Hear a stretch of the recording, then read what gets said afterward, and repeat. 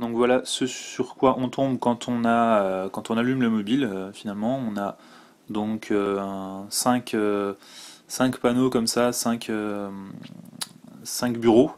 Et en revanche, contrairement à ce que précise HTC, on n'a pas certaines fonctions de Sense, c'est-à-dire que sur les autres mobiles, vous pouvez en fait en pinçant comme ça du doigt, en dézoomant, vous pouvez afficher tous les bureaux en même temps et en rajouter ou en supprimer. Ici, vous pouvez pas.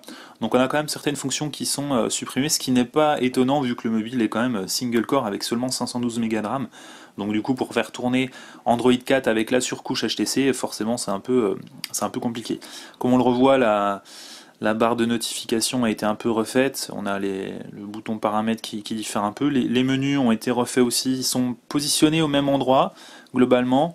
Mais on a simplement l'interface utilisateur qui a été retravaillée.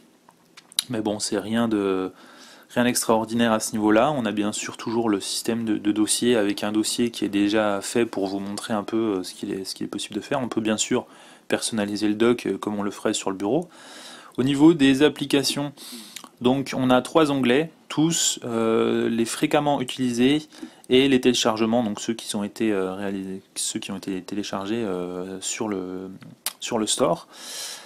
On a toujours le bouton Play Store ici disponible sur les menus comme sur l'Android 4 classique, et on a ici quelques options pour trier en fait ces applications. Donc voilà, ça c'est des ajouts par HTC et aussi une recherche à cet endroit-là, puisque vous l'aurez remarqué sur l'écran d'accueil, on n'a plus la barre de recherche comme on a sur le Galaxy Nexus, comme on a sur l'Android de base entre guillemets. Ici, il faudra ajouter un widget comme on le faisait avant sur toutes les autres versions d'Android.